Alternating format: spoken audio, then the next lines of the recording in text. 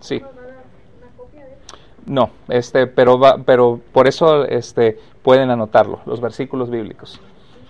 Sí, todo está en mi website firmesenlaverdad.com. Ahí está todo el artículo con lujo de detalles. Ok, entonces vamos a ver, lo principal es la pregunta: ¿cuál es la religión verdadera? Porque la gente dice es la católica, ¿verdad? Algunos. ¿Cuál es la religión verdadera? Vayan a sus Biblias, porque es importante que aprendan a usar su Biblia. Juan 14:6, por favor. Aunque los que no tengan Biblia va a estar en el pizarrón de PowerPoint, pero los que tengan Biblia, es importante que aprendan a usar su Biblia. Bienvenidos, hermanos, pásenle. Aquí hay lugar, pásenle.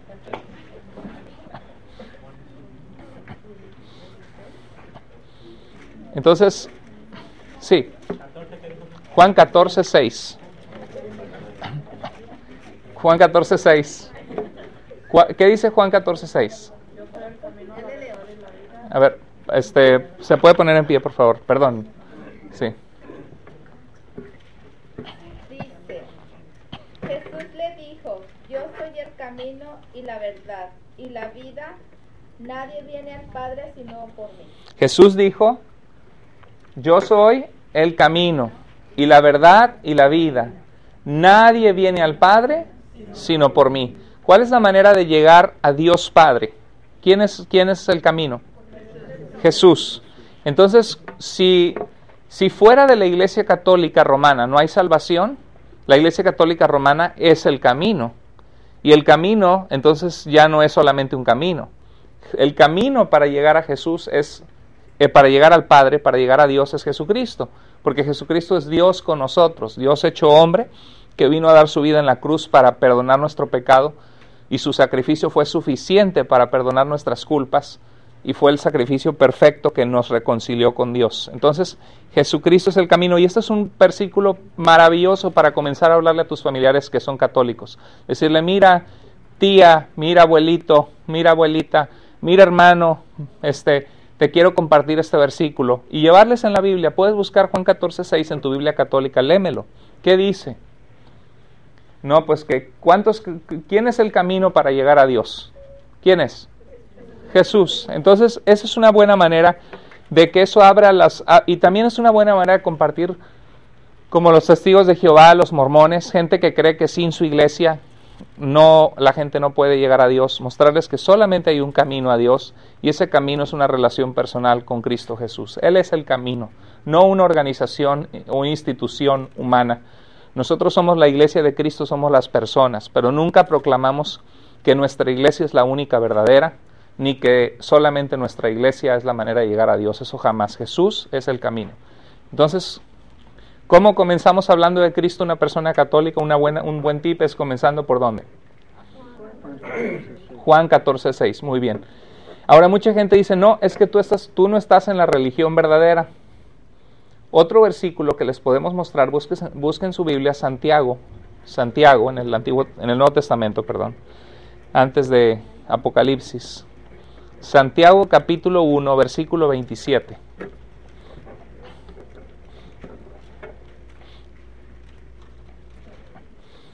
Santiago 1:27. Alguien que se ponga en pie, por favor, y lo lea en voz alta.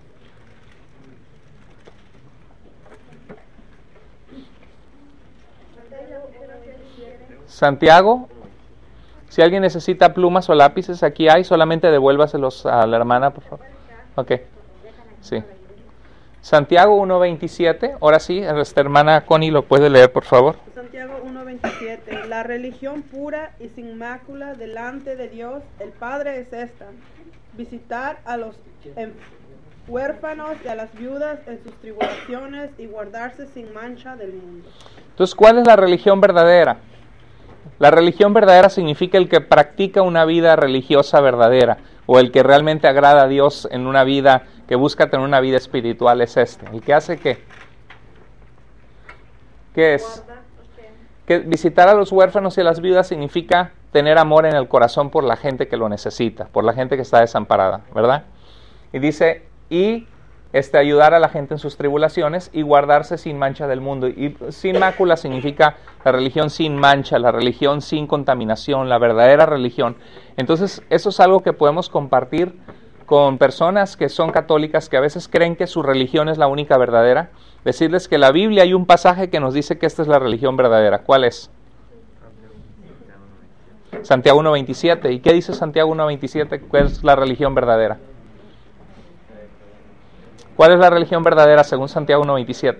Amar y ayudar a los necesitados. Exacto, vivir una vida en la que tenemos una relación con Dios, y esa relación que tenemos con Dios se manifiesta en una relación en la que mostramos el amor de Dios hacia los demás, y en la que buscamos cuidar nuestro corazón de guardarnos sin mancha de las cosas que el mundo ofrece.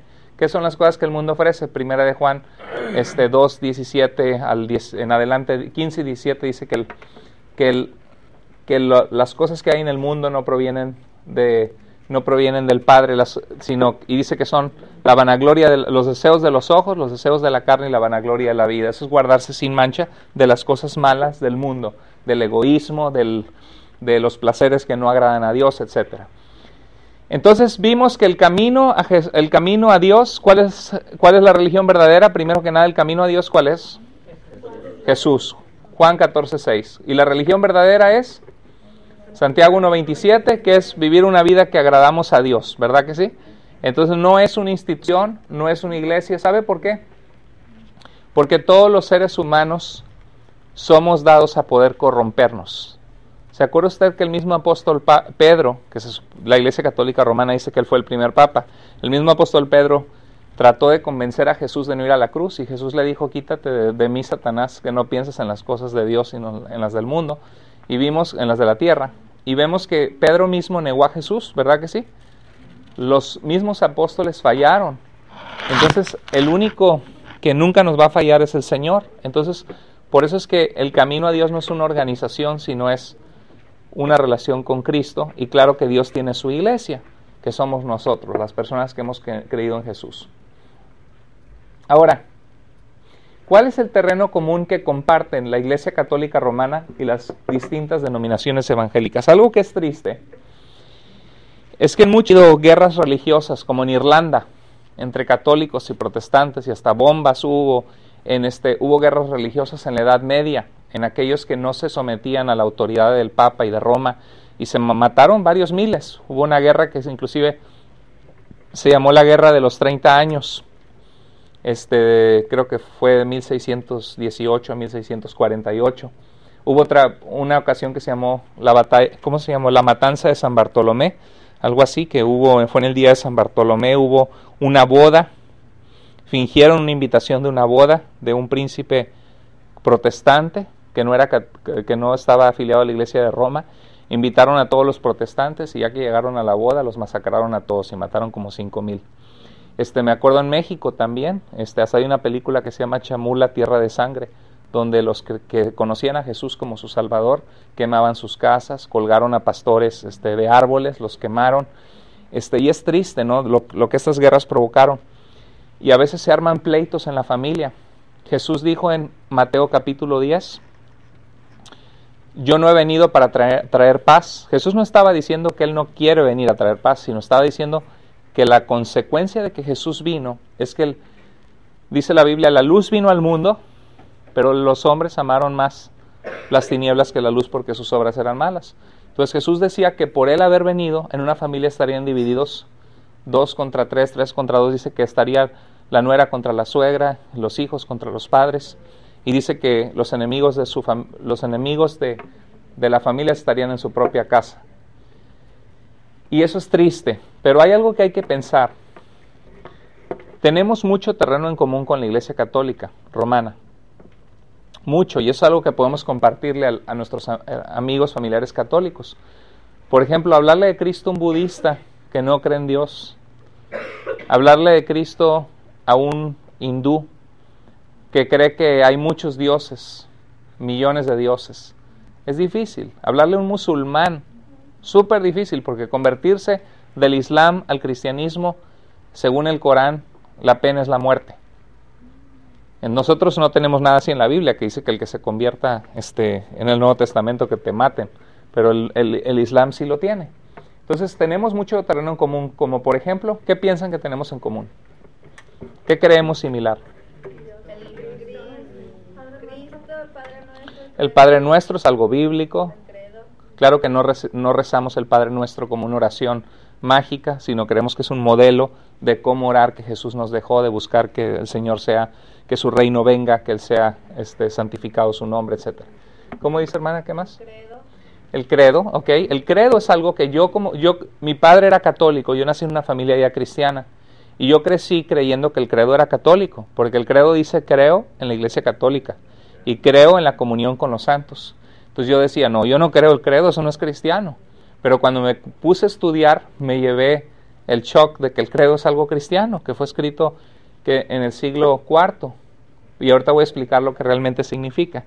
Ok, pero sí, que lo que dice el credo, como fue dicho en el concilio o la reunión de pastores que se reunieron en el concilio de Nicea en Turquía y luego en Constantinopla, que también es Turquía, 325-381 es una declaración de lo que cree un cristiano.